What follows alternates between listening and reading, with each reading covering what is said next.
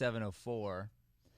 Truth be told, I was struggling a little bit with the tech because I'm here alone. So a lot of times the crew is here helping out, getting everything set up, and today they just were not here. So we have just that limited start time there. Got off about 7:03. So apologize for that. But today's an interesting day in that we're going to be talking about stress. And Shay, who works here, she's the one that sort of came up with this idea, and she said, why don't you talk about stress tomorrow? And so I was like, okay, that's a good idea, because right now it does feel stressful.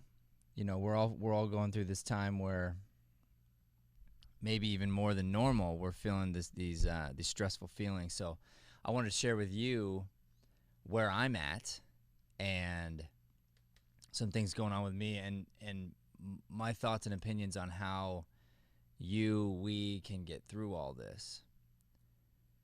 So when we talk about stress is so bad for us. Like, we know this, but it's something that we better deal with. It's something we better talk about and understand, because stress can kill you. I mean, it's like obesity or anything else. It's the silent killer. When your body's off. Let's say you're having. These are the things I go through. So if I have a massive headache, let's just say, I say to myself, all right, so what's probably going on? And this actually helps me, and this might help you too, but this helps me when I have a massive headache, because there is that one part of your brain that triggers and says it's a tumor, and and you're in the middle of dying, and you have to tell yourself that that's not true. So what I do instead is I say, okay, what is this probably? So the first thing I go to is water. I submit to I probably am dehydrated, especially Arizona, change of seasons. I go, okay, so I'm probably dehydrated. I'm forgetting to drink water the last couple of days. That's probably what it is.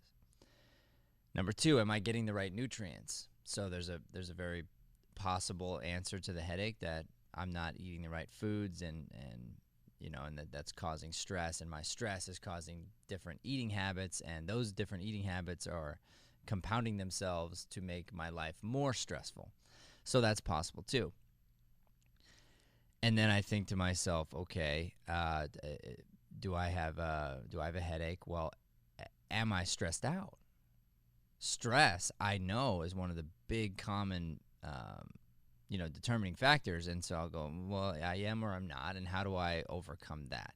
So how do you overcome your stress? Like, what does that even look like? Because can you make it go away? I mean, I think that's the question. If stress is stress a choice, or are we stuck with it? We talk a lot about fear on this show and at our studio. And I was curious this morning, so I looked up the difference between fear and anxiety. And we've mentioned my opinion on fear, which is that I firmly believe fear is a good thing. It's just a matter of which type of fear are you grabbing onto, is what I always say. Well, definitively, the difference between fear and anxiety is exactly sort of what I'm saying, is the clinicians will tell you that fear is good and anxiety bad, sort of. Where fear is the response to an imminent danger, like something that's actually coming at you, and anxiety is something that you're telling yourself in your brain, like something that could possibly happen. Now, I could argue this back and forth, where the fear in and of itself doesn't exist.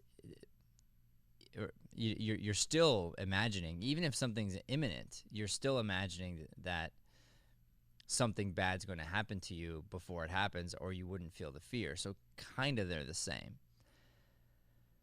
But the idea being I'm walking up the stairs, and I don't know if you ever felt this as a kid, but I had stairs growing up as a child, and so I remember hating walking up the stairs. It was just the scariest thing for me to walk up these stairs at night, because I would imagine that a hand would reach out under the stairs and grab my foot and pull me under the stairs. So I would run up the stairs at night. And I mean, my family's home. Like, there's no reason to be scared. I just, that's something that I worked myself through. So there's that idea. And then there's the actual, like, I actually see a hand under the stairs, like a real hand, and I hear a noise. And so that's sort of what they say is the difference, is that if I actually do see the imminent danger, that's fear. And if I'm just kind of talking to myself in my head, then that's anxiety. But technically, even if there is a hand there, and like, why am I afraid of a hand? I don't need to be afraid of a hand. I mean, but that triggers our fight or flight response. So that's where the fear is good. That's where we say it's a good fear. It's good to be fearful of certain things. So let's take the circumstance we're in right now. Are we fearful? And I think that a lot of us are. But fear is good. Fear is causing us to change our behavior in such a way that hopefully we're coming up with new answers. Hopefully we're finding some kind of solution to the problem. Hopefully we're not allowing this fear to turn into anxiety. The anxiety being something where you just keep telling yourself the story in your mind over and over and over again until you start believing this false reality that is very hurtful and very damaging for yourself and people around you. So if we have a healthy fear, I'll give you an example. So our company here, we're like everybody else, we're applying for all these different loans and things. And so last night I needed some paperwork. So I'm trying to find this certain paperwork for our loan, and I couldn't find it. And so I stayed up all night. I mean, I actually slept here. So I was here until about 3 a.m. Woke up at 6:15, something like that, to my wife waking me up. But all night I'm digging through different bins and things, trying to find this paper. Now, if we don't get the loan, we're going to survive. We're not going to die. A, we're not going to die. B, our business will not go under. That's not an option. Quitting here is not an option. So that's fine. I already know that. But this loan would help 100%. Finding the paper last night would have felt good. I didn't. I got through every single file here and didn't find the paper. So how do you handle that? How do you handle the fact that you failed, essentially? Like, you stayed up all night, you didn't find the paper. So how do you handle that in your mind? Well, there's the one side of fear, the anxiety side, that will cause me to tell myself this story. And the story is that I'm a loser, that I'm not a good businessman, that my filing systems are all ruined and the worst, and if we go out of business, it's my fault because I couldn't find this paper this night to help me with this loan that honestly doesn't even exist yet. I mean, some people are going to get this loan, some people aren't going to get this loan, and either way, none of those things I'm telling myself are true, but that's the anxiety side that tries to tell you those things. The fear side of things says, hey, things feel weird. Things feel different than they were before. And so this is what I started telling myself. I said, things are weird. Things are different, Matt. So what I need you to do is be quiet. And here's what I did last night. I just stayed quiet for a while. And I let my mind work. There's this thing, there's the subconscious mind, and it's what I believe is the spirit, what I believe is Jesus and God inside of us, this other, it's the spirit, it's what's underneath our skin here. And it will talk to you and it will take over, and you can lean on that. As long as you're willing to listen, you're willing to be quiet. So that's what I did last night for about 5 hours. I just went through files. I didn't put on any music. I didn't put on a book on tape like I normally would. And I just was quiet. And here's what happened. My brain started seeing the mess. So just imagine just piles of paper everywhere and things being disorganized. And I like things organized. And so I've got things in the wrong place. And what happens is my subconscious mind, God, underneath the skin is working on the solution. And I know that. I've got full faith that underneath the surface, there's a lot going on. The answer is coming to me, but I have to have faith. The issue with stress or anxiety is you start to tell yourself the story, and you can't stop telling yourself the negative story. And as that happens, you end up overcorrecting. So just imagine you're driving down the street and something gets in your way and it's on your right-hand side, and all you have to do is swerve a little bit. Well, if I overcorrect, that's me just slamming it to the left, and then I'm going to crash. So I want to be aware that the danger's there. I don't want to ignore the fact that this is going on, but I also don't want to overcorrect. And that's what I'm worried for some people, that they're going to overcorrect right now. So here's what you can do instead to deal with this, is instead of telling yourself the story over and over and over and over again, what you'll do is you'll acknowledge that it's messy. You'll acknowledge that we're in a thing right now that you don't understand, you don't have control over, but you'll have this faith, the faith of a mustard seed to let go and allow the answer to come. Because the answer is going to come to the world. It will. Will you receive the answer along the way? Or are you going to be stuck in confusion and stuck in fear and in anxiety because you let yourself kind of, I don't know, just turn inward and hide and focus on you and your ego rather than giving it up and realizing like there's some things that are out of my control and I just need to let those things go. The last thing I'm going to say today, and this is an interesting thing, is you'll notice too that I had this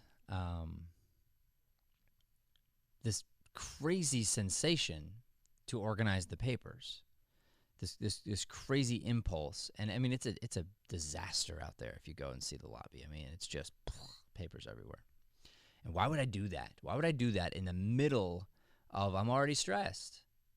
That's adding more stress. Why is that? How could that possibly be a good idea? Well, first and foremost, I was being told to do so. There's this thing inside me, this like burning desire to pull the papers out and dig through these things. And there was a part of me that knew I wasn't going to find it. There was a big part of me that said, dude, you're not going to find the paper, so give up. And the other side of me said, you're not going to find the paper, but do it anyway because you are a humble servant and because I'm telling you to do that thing. And so I listened to that. Was it easy? No. I mean, yesterday was almost a 16, 24-hour day for me. Got a couple hours of sleep, popped on here so I could do a show for you guys. And, it's like, I don't know. I don't know and I'm willing to not know. But the act of releasing, the act of letting go, of having faith, of knowing that I need to go into the mess. I have to give myself over to the mess before it's going to get clean. You've probably in your life either cleaned your garage or seen somebody clean their garage, and there's this saying, it always gets worse before it gets better. And there's this unbelievable satisfaction that happens when you're done cleaning a really, really dirty garage. And there's just kind of stuff everywhere, and it's compiled over a couple years, and you look the other way. And eventually what happens is you can't fit your car in there anymore, and you either do one of two things. You give up and you stop parking in the garage, or you say enough's enough. We gotta change. So you decide I'm going to clean the garage. Well, what happens? You usually, to do it right, if you're going to do it right, you got to pull everything out of the garage to see what's hiding, to see all the little hidden gems that are in there and all the junk that is holding you back that you really just need to get rid of. And that's a real thing. We have junk right now, and we're being cleared of some things. We're being cleansed in some way. And so to acknowledge that that's a part of the process, that going through the mess is a part of the process that really shouldn't even be rushed. I've got a good friend and a mentor spiritually who he actually doesn't even believe all the same things I believe. We kind of differ on quite a few things, but we both agree on love. That's one thing we can both 100% agree on. And I'm okay with that. I'm okay with that maybe I help him find his way someplace, to where I think we're all going, or maybe he's right, and that's okay. That's okay, if that's the case. Because the one thing I know is I'm strong in my faith, but I also know I don't know. I know I've never been. I know I am not God. So what do I know? But anyway, I have this I would call him a mentor, because he really got me through some tough times a few years back, where he just almost like a counselor would talk me through things and help me understand what was what. And anyway, when this coronavirus thing came up, he said to our team, he was here one morning early, and he said, I'm just so excited for this coronavirus. And we kind of looked at him for a second, and I knew something great was coming, of course. But he said, yeah, I'm just excited because I know it's going to be change. There's going to be a lot of change. The change is coming, and change, though it's scary, change is necessary, and change is where you grow.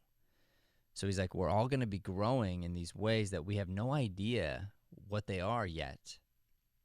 And he's like, and I'm just excited for that process. I'm excited that we're going to be going through something that's going to make us stronger. And that's going to change us. And I remember thinking then, what a great perspective to have. I mean, what an amazing outlook on this to have going in.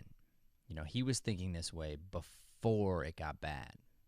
And you need that. You want that ahead of time. You don't want to wait to have that kind of perspective. You want to ideally go in with that, so that on your bad days you can lean back on your faith. You can lean back on these belief systems. And it really does work. So we think of God and how he works in so many ways. When you're distraught and you're trying so badly to push away and not do the thing you're being called to do. So let's say I'm supposed to organize those papers. Let's say I'm supposed to organize those papers months ago or a year ago, and I was called to do so, and I never did it. For whatever reason, I was feeling like, oh, you know what? Don't just throw that in the storage unit. I mean, clean it out first. But then the other side of me says, I don't want to. There's so many other priorities going on. That's not the thing. Well, God's going to find a way to shake your boat. to knock you out of the ship. And if he has to, he'll take Jonah. He's going to come around and he's going to swallow you up. You know, so a whale comes up, swallows this guy, and takes him back to where he's supposed to be going and spits him up on the shore. And that's the idea, is that's messy, you know? What's messier than the insides of a whale, you know? So you're going to have to go through the mess yourself. You got to go through it. But while you're going through the mess, what you can do, the only thing you can do to get through safely is protect your mind. And that's where that stress lives. That's where the anxiety lives. And so to beat it, to combat it, because you can't really beat it, it's going to come back. But to combat that, you've got to tell yourself, you have to help yourself associate what this is for you. So you start to think mess, good. Struggle, good. Not mess, stress, struggle, stress. And you say, I'm excited for this change. I'm excited for the mess. I'm excited to be going through this thing that I know is going to be making me stronger. Alrighty, well, thank you so much. This was Mornings with Matt. I appreciate everybody who tuned in this morning. And boy, we love you. God love you. Help me get, pray for me, okay? We got to get this paper we're trying to find for our business here. And I pray for all the businesses today. I pray for anybody who's sick, anybody who's out there serving all of us in the healthcare industry, delivery industry, grocery industry. Pray for all of you guys today. And thank you from the bottom of my heart for doing what you're doing. We are going to get through this, everybody. Love you so much. Do me a favor, like and subscribe our channel. I would really appreciate that. God bless.